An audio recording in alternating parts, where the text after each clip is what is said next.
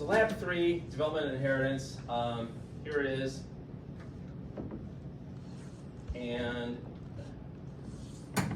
so we'll go through this meiosis model that I have here. I also have a picture that's on Blackboard of it too that I'll go through as well. Because this meiosis model is like super old, but I'll still go through it. I might use it, I don't know, or I might use pictures similar to it. Then I'll go through some of these models that I have, which I have a lot of models here. For the placenta stuff, I don't really have a good model, so I have to use a picture similar to what was in the PowerPoints. I'll show you that again. Then I'll go through the Punnett square thing. Oh shoot, I didn't get the, well, maybe we'll do that in next class. Yeah, I didn't do the acid test. I'll bring that, remind me in next class, I'll bring that stuff out at the next class, unless somebody really wants to ruin their day and taste it today. It's up to you. And then I'll do the karyotype analysis thing and show you what that looks like too. So let me show you this old meiosis model. And here it is. It's like circa 1412 or something. It's like super old. So this stage at this point, this would be like interphase. The cell's really not doing anything else. So this would be like, this is meiosis. So this would be like a spermatogonia or an oogonia, just kind of hanging out. Nothing's really happened yet. As you move over to here, this would be prophase 1.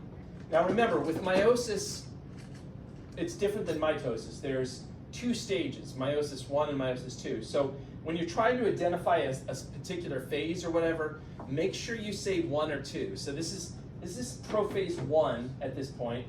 Notice that the centrosome, which is this whole thing, right? Each one of these is a centriole, and then the whole thing is the centrosome. Notice that the centrosome has copied itself over here. So now you have one centrosome and then a second centrosome. And that's necessary so that they can build this thing called the spindle. So they're going to start building the spindle. Bless you. This stuff in here, the little squiggly things, those are supposed to be the chromosomes. You're starting to see them for the first time. Remember, when you're in interphase, the chromosomes are kind of unraveled, they're spread out, and you call this stuff chromatin. But you're starting to see the chromosomes, so that's another key feature of prophase. Now, don't ask me why, but this particular model spends a lot of time on prophase 1. So this is still prophase 1, it's just a little bit further along, and you can see these little dotted lines. Those are supposed to be some of the microtubules that are extending between the centrosomes. So again, this whole thing is the spindle that's being formed, and these centrosomes are getting farther and farther apart. Eventually they're going to be at opposite ends, and then you'll see the spindle, I think, better. Notice during this, again, this is still prophase 1. Here you're seeing the chromosome pairs trying to find each other. So let's say the chromosome in red might be from your mom, and it's matching up with its matching pair, the chromosome in blue that came from your dad. So they find each other, okay? Still prophase 1, just a little further along, like the chromosomes are starting to get ready to swap their genetic information. And then over here, still prophase 1, they're actually starting to swap their genetic information, and that's called crossing over. So a little bit of the, little bit of the DNA on the chromosome from your mom will get swapped with a little bit of the DNA from the chromosome on your dad. These guys are still further apart, fine. It's not until you get to here on this model that you're actually into a different phase. So this is supposed to be metaphase 1. Notice that during metaphase 1, the chromosomes line up in the middle. Again, I think a good memory trick for metaphase is it starts with the letter M, and so does the word middle. So they line up in the middle, but the key thing is they line up side by side as pairs, right? So one of these chromosomes, maybe the one in red came from your mom, the one in blue came from your dad. They're lining up side by side. So all 23 pairs line up side by side in the middle. That's metaphase 1. Then you go into anaphase 1. During anaphase 1, each chromosome is pulled to opposite ends, okay? You haven't split the chromatids off yet. That's going to happen later, but each chromosome is pulled to opposite ends, so you'd call this anaphase 1. Sorry. Then as you get over here, this would be telophase 1. Notice you've got the nuclear envelope reforming around each of the new sets of chromosomes. The other thing to bear in mind too is remember that while while anaphase and telophase are happening, you're starting to see the beginning of this thing. What's that little thing that's working its way in? Cleavage furrow. That's the cleavage furrow.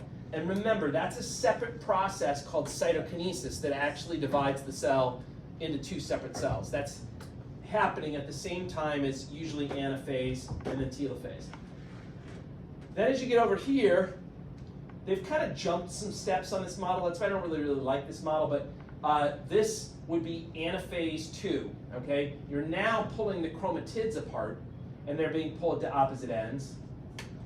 And then finally, this would represent telophase 2, where you now have 4 separate cells, each with their own set of chromosomes inside of a nuclear envelope, okay? Again, this model, I feel like it spent so much time on prophase 1 that it kind of like ran out of space for the other phases. Kind of like when it's like when you have a birthday card, you write "Happy Birthday" on the front. You spend so much time, and then you got to squeeze their name in at the end. Yes. No prophase 2 or metaphase 2 or. Nope, not on this. But let me show you a picture that I think does a better job at just kind of evenly dividing it. But on a practical, do we have to know all the prophase ones, or just? No. I mean, if I show you any of them, you can just say prophase 1. You don't have to say like early or middle or anything like that. Just say prophase 1. Okay. I mean, you need to recognize them, but they can all be called the same thing. Let me show you this picture though from, actually, where is it? Sorry. This is posted on Blackboard, but.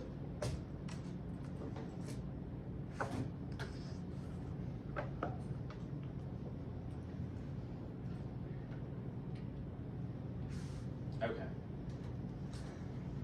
So, a couple of things I didn't mention yet, but I just want to mention. Remember, when you're looking at a chromosome, the middle part of the chromosome is called the centromere, and then each half is called a chromatid, okay? Or they sometimes use the word sister chromatid. Honestly, you could write the whole thing, or you could just write chromatid, that's fine. Now, here's their pictures of meiosis, which I think are a little bit better than our models. So, you start off with interphase, then you go into prophase 1. Now, the only thing I don't like about this picture is it makes it look like they're already in the middle. Technically speaking, during prophase 1, they've matched up with their pair, they've found their pair, but they're not lined up in the middle yet. Otherwise, I like this picture. It's not until they get to metaphase 1 that they actually line up together in the middle. Then during anaphase 1, each chromosome gets pulled to opposite ends. Telophase 1, the nuclear envelopes are reforming around each new set of chromosomes, so that by the time you're finished with meiosis 1, you should have 2 cells, each of which has 23 chromosomes that kind of look like that letter X. Okay? That's at the end of meiosis 1. Notice up here, the crossing over process is happening where they're shifting their DNA. Crossing over only happens during prophase 1. Then you go into meiosis 2. Again, the chromosomes show up. Now you've already separated the pairs from each other so that when you go into metaphase, now they're lining up single file, all right? Because you already pulled the matching pair apart during meiosis 1, there's no pairs to really match up. So they all line up single file. By the way, meiosis 2, I said this before, but I'll say it again. It's just basically like mitosis, except that instead of starting with a cell that has 46 chromosomes, you're starting with a cell that already has 23 chromosomes. Anyway, metaphase 2, they line up single file in the middle. Anaphase 2, they actually pull the chromatids apart. So they're being pulled apart. Telophase 2, you've now got the nuclear envelope forming around each of the new sets of chromosomes. And then by the end of meiosis 2, you should have 4 cells, each of which has 23 chromosomes that kind of look like the letter I. Okay. All right. Okay, moving along here. Let me show you these models.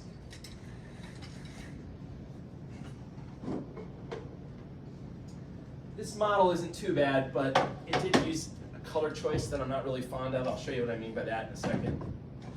So on this model, these are supposed to be like the earliest days of an embryo.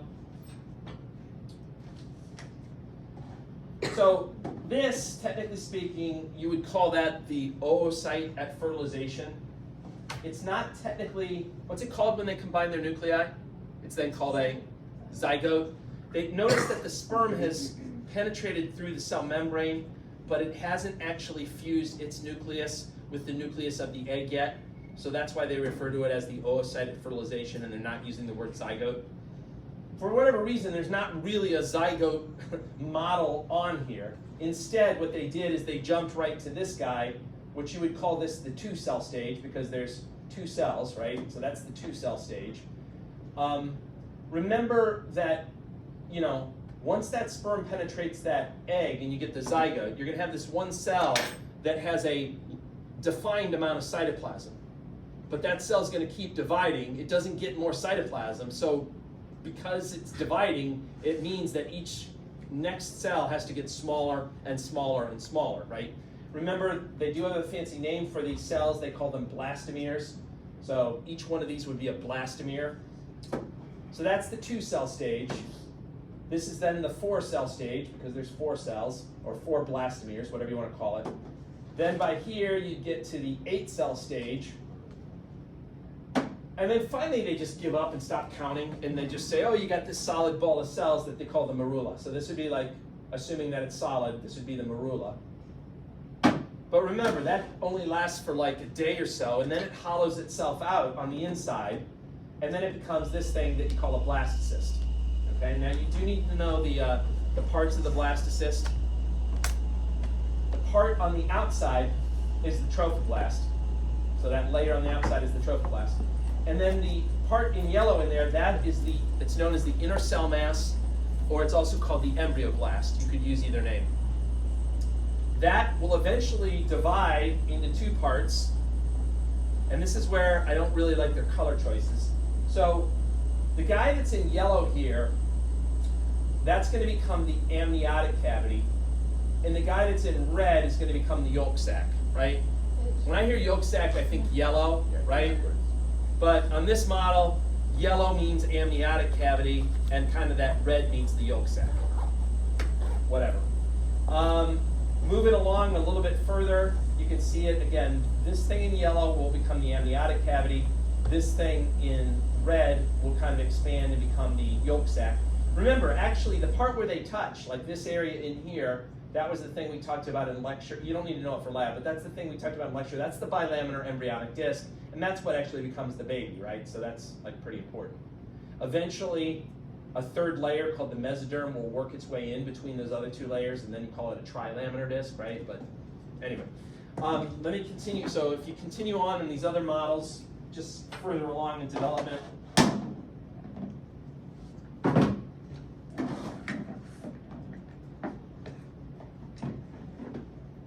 so I guess the next thing you'd have would be like this guy. Once again, they kept the same dumb colors, but this would be a little bit further along. So the thing in yellow, again, is going to be the amniotic cavity. The thing in red is going to become the yolk sac. And if you go a little bit further along, same deal. This is the amniotic cavity. This is the yolk sac.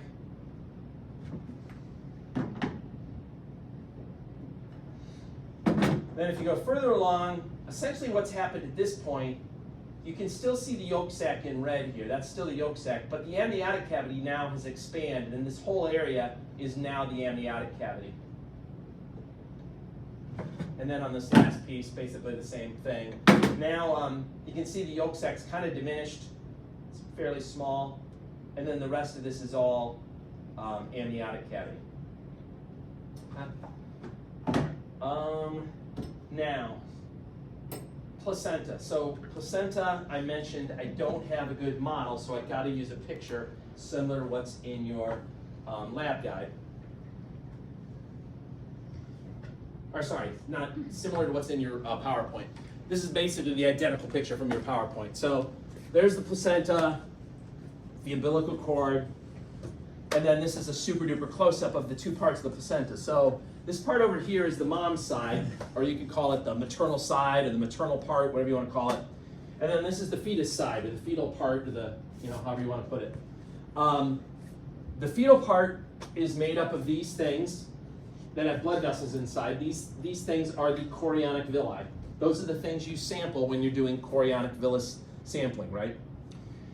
Now, notice that all the blood vessels that are inside of the chorionic villi, they all converge and eventually form your umbilical vessels, okay? And there's always going to be 3 umbilical vessels The guy in red is what?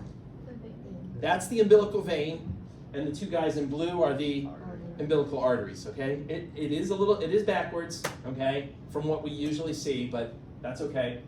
That's how it's supposed to be, okay? All right, now for the Punnett squares and that stuff.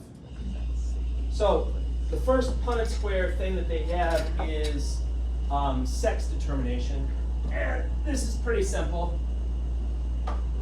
right? So start with the possible alleles. What are the possible alleles you could have? X and Y, right? Now ordinarily, you would think that if you had these two possible alleles, you would think you could have three possible genotypes, but as we know, the X and the Y chromosome are not equal, which is why we don't have a YY genotype that just isn't compatible with life. So our possible genotypes are, XX, which is female, and XY, which is male. So if you then do the prediction, you've got a man and a woman, and they're having a baby. What's just based on the Punnett square, what's the percentage chance that they have a girl? 50%. The percentage chance they have a boy? 50%. All right? It's pretty easy. All right. Genetics of PKU. So PKU is an autosomal recessive disorder. What does the word autosomal mean? Anyone know? What does autosomal mean? It just means that it's involving your non-sex chromosomes. So anything that involves the other 22 chromosomes, and just not the X or the Y chromosome. So this is a disorder involving your regular body chromosomes. That's what that means. And the fact that it's a recessive disorder means that the bad gene is a recessive gene, which means you got to get 2 copies of it in order to have the disorder, right? What is it though? What is PKU? Anyone know what PKU is? What's the problem in people that have this disease? Anyone heard of it before? So you may have seen it if you're super attentive and if you drink diet soda. On the back of sodas that are sweetened with aspartame, there will be a warning sign, or a warning label that says, "Attention phenylketonuria, this product contains phenylalanine." Okay? And that's a little bit of a tip off the problem. So this is a genetic condition where if you have it, you can't digest the amino acid phenylalanine. And it's actually toxic. It can lead to brain damage and other issues in these people. The good news with this condition, though, is that you can totally screen for it in newborns. And if you make the diagnosis in a newborn, the treatment is avoid foods that have phenylalanine in it. That's it. And they'll have a totally normal outcome if you just stay away. And by law, or the FDA or whoever it is, they state that you got to put that labeling on there in order to warn these people, right? Anyway, it's a recessive disorder. So here, the possible genotypes, big P is normal, it's dominant, right? Little p is the abnormal gene. So 2 possible alleles gives you 3 possible genotypes. You're either homozygous dominant, in which case you'll be normal, or you're heterozygous, in which case you'll also be normal, or you're homozygous recessive, in which case you'll have the disease. By the way, people that are heterozygous, there's sometimes a nickname that are used for those people. Anyone know the nickname for those people? Carriers. I was going to say jerks, but no, it's not jerks. It's carriers. These are people that they themselves don't have the disease, but they're carrying the gene, and they could pass it on to their kids, right? Anyway, here's just a random example. So I could give you an example okay, you got 2 parents, and let's say both of them are heterozygous. Could they have a child that has PKU? Yes or no? Yes. And what would be the percentage chance that they have a child that has PKU? 25%. Yeah, 25%. Okay. I could tell you that you've got 2 parents that are, these are kind of simple, but 2 parents that are both homozygous recessive. Could they have a child that doesn't have PKU? No, right? If you got 2 parents that are both that, there's no way you're getting that big P in there to protect against the disease, right? So I might give you for the practical on Tuesday, I might give you I might tell you the genotypes. You've got 1 parent that's homozygous dominant, and one that's Well, let me give you that example. Let's say you got one. Let's say your mom is homozygous dominant. Your dad is heterozygous. Could they have a child that has PKU? Who says yes? Who says no? Yeah, it's no, right? If one parent is this and the other parent is that, there's no way that they're going to have a baby that has two little p's, right? So there's no way they could have a child that has it, right? Sometimes I might make it a little bit more difficult and not tell you the genotype, but instead tell you the phenotype and do some sort of like hypotheticals, right? Like, if I just tell you you got two people that they themselves are normal, could they have a child who has PKU? What should you say? Yeah. Yes, right? And you'd have to assume then that they're both what? Carriers. Yeah, they're both carriers, they're both heterozygous, and that's how it happened, right? So telling you the phenotype is a little bit more difficult than telling you the genotype because you're gonna have to do some kind of like hypothetical type thinking, right?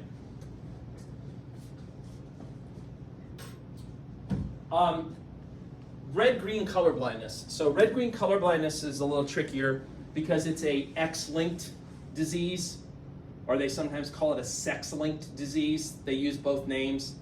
Anytime they talk about a sex-linked disease, they usually mean it's carried on the X chromosome. So sometimes they'll use those terms synonymously, X-linked or sex-linked, okay?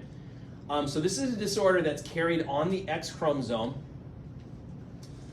So it's not a autosomal disease, it's a sex chromosome disease, essentially. It's still a recessive disease, which means that so long as you have one copy of the normal gene, you'll be okay, you won't have the disease.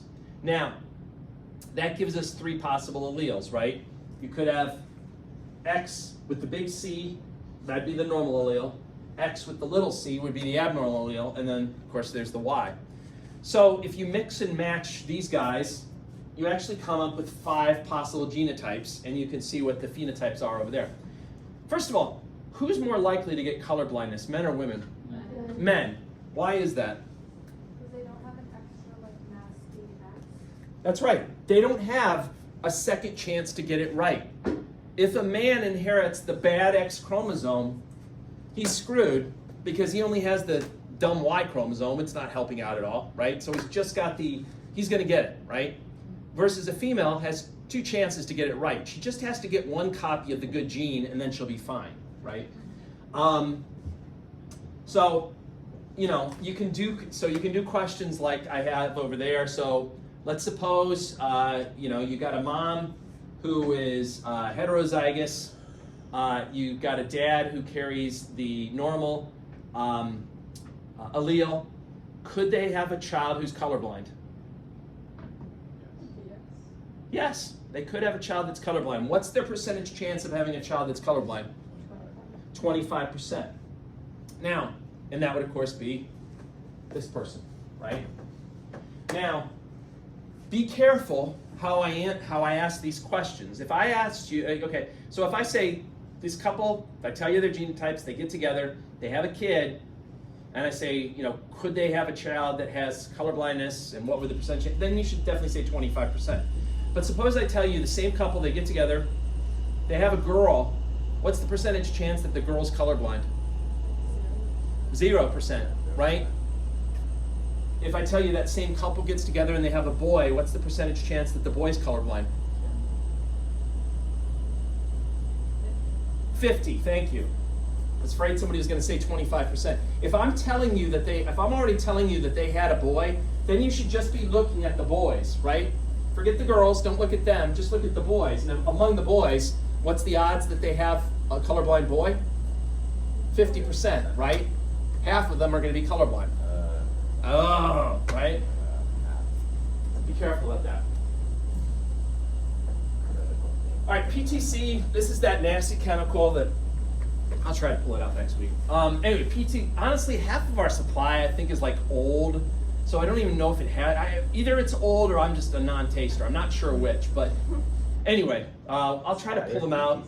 Some of them are kind of nasty, some of the strips are kind of nasty. I think some of them have been used by other students before. No, I'm kidding. Maybe, I'm not kidding, I don't know. Anyway, so PTC, most people can taste it. It's a dominant ability, so you only need one copy of the dominant allele and you're gonna be able to taste, right? So again, it's pretty similar to the inheritance of these other things. You know, it's like similar to the inheritance of PKU, basically. You know, and I could ask you questions. You know, you got two parents that are tasters. Could they have a child that's a non-taster? Yeah. What would be the percentage chance? 25%, right? Again, in that situation, you'd have to be assuming that the parents are what? Both carriers or both heterozygous, right? If I told you you had two parents that are homozygous dominant, could they have a child that's a non-taster? No, right? If you got two parents that are both this, right, there's no way. Or even if I tell you you got one parent who's homozygous dominant, it really doesn't matter what the other parent is, right? They're not going to be able to have a child that can't taste, right? All right, now this is a picture of a karyotype. And again, what they do is they take a sample, usually from Amnio or CVS, and they stain the cell, and then they actually treat it chemically so that it will start to undergo mitosis. And then they somehow are able to stop it when it's like in metaphase, when they're all lined up in the middle. And then using these really high-powered microscopes with cameras on them, they can enlarge the photos of all those chromosomes, and then they can lay them out on the board. And you know, I'm not an expert at chromosomes, but each chromosome has what they call a different banding pattern. And by matching up the stripes that are on the chromosomes, they can match them up into groups of pairs, like they've done here. So when you look at this, there'll basically be two questions that I'm going to ask you. I'm going to ask you what the gender is, and then I'm going to ask you if it's normal. And then if it's not normal, I'm going to ask you what the disorder is. So first of all, what's the gender on this person? Yeah, this is female, right? There's two X chromosomes, no Y, so this is female. Just glancing at the numbers, the total number and the number of each individual chromosomes, does it look normal? Yep, this is a normal karyotype for a female. What's the gender on this one? Male, right? One X, one Y, that's pretty straightforward. Again, just glancing at the total number and at each individual, does it look more or less normal? Yep, everything looks pretty good there. Is this male or female? It's male.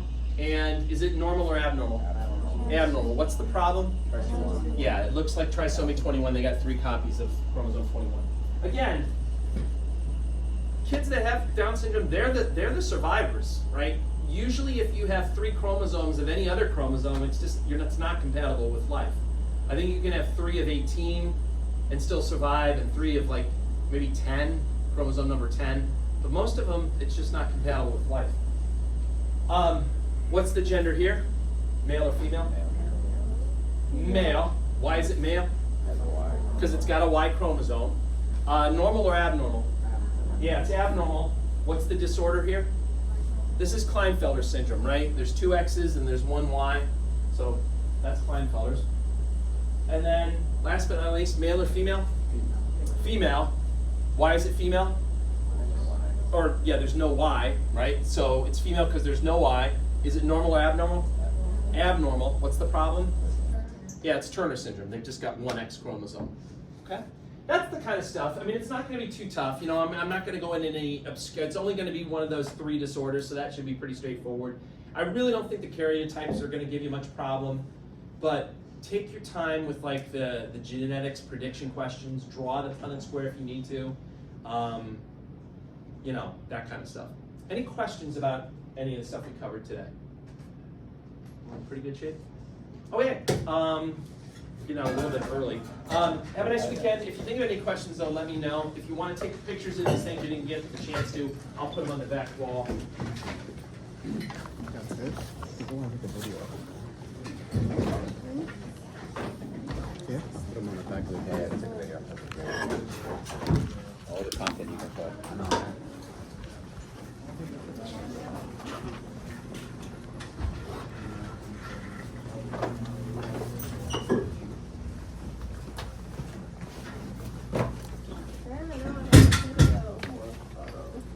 Watch where you're going.